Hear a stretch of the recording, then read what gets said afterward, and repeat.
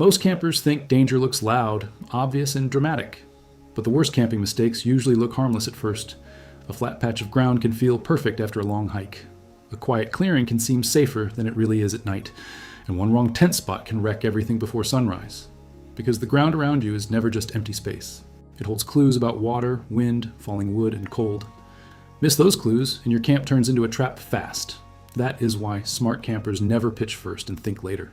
They stop, scan, and read the land before touching gear, because the wrong spot can flood, freeze, or collapse above.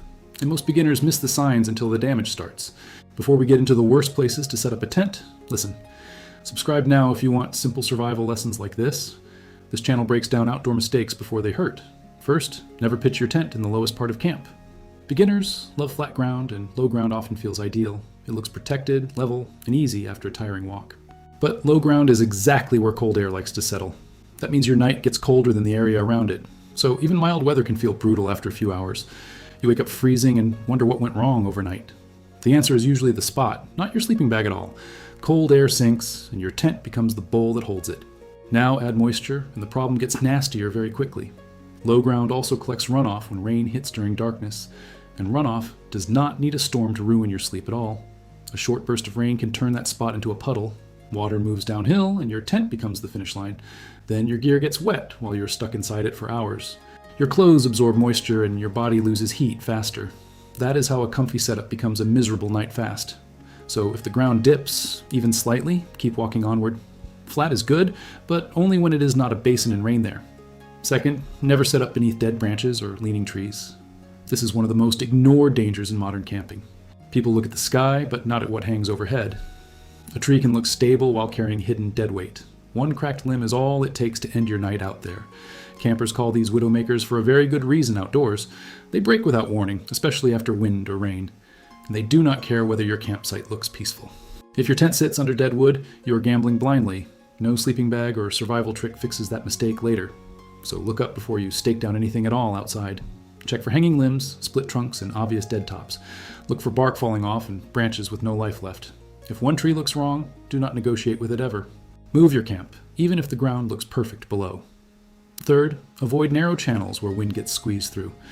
A spot can feel calm while you're still setting up camp. But after dark, wind direction can shift and accelerate hard. That gap between rocks or trees becomes a pressure tunnel. Then your tent starts snapping like it wants to take off. Even a strong tent feels weak in the wrong airflow there. Stakes loosen, fabric shakes, and sleep disappears completely. Now your body burns energy just dealing with the stress. That means worse rest, worse warmth, and worse judgment later. A sheltered place is good, but not every shelter helps. Some places funnel wind instead of blocking it safely there.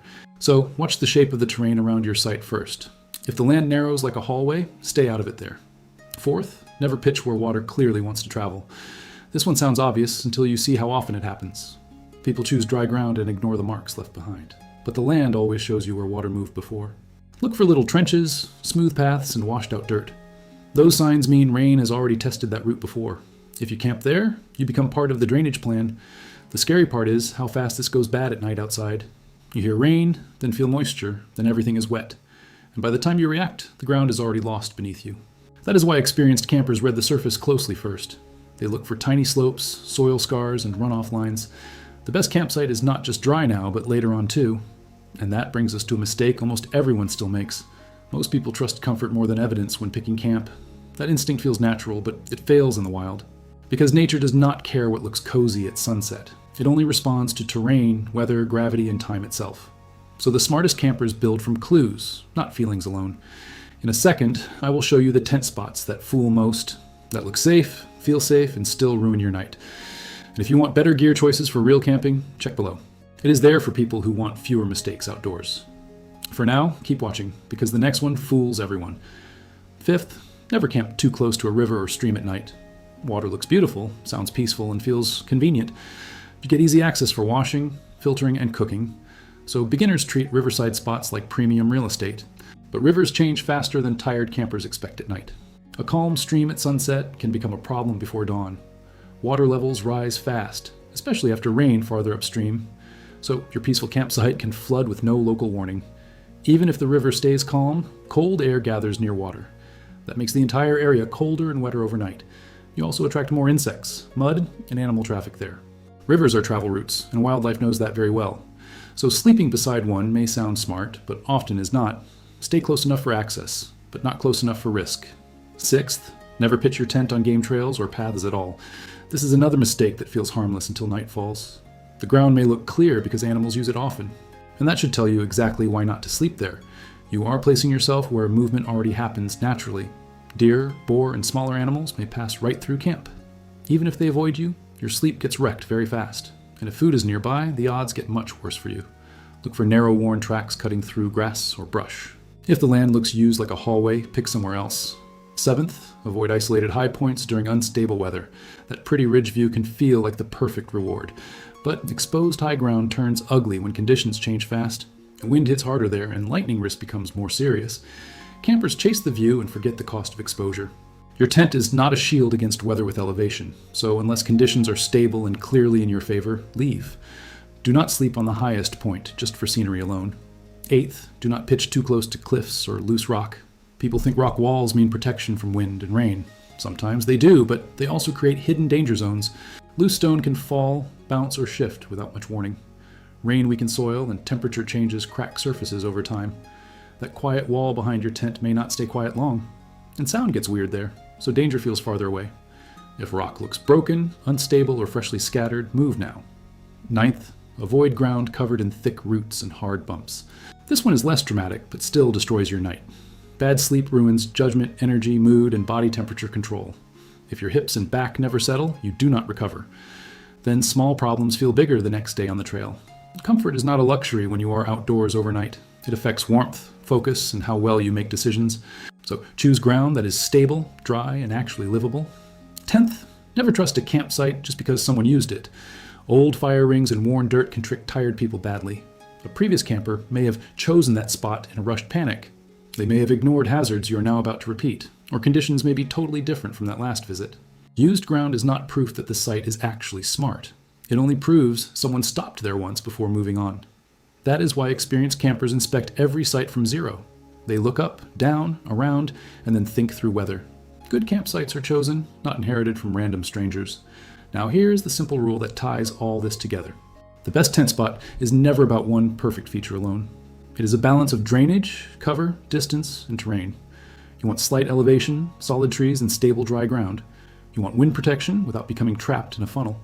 You want access to water without sleeping right beside it. And you want overhead safety before comfort ever enters. This sounds like a lot until it becomes automatic outdoors. After a few trips, your eyes catch the warning signs fast. And that one habit changes everything about your nights outside. Because camping gets easier when the land stops surprising you.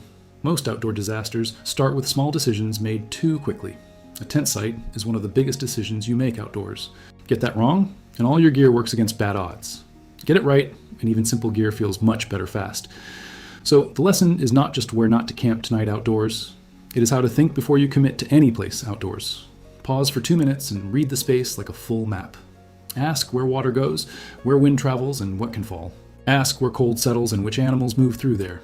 That tiny pause can save your sleep, gear, and safety later, and it separates lucky campers from smart ones very quickly. If this changed the way you look at a campsite today, subscribe. Hit subscribe now for more simple outdoor lessons like this.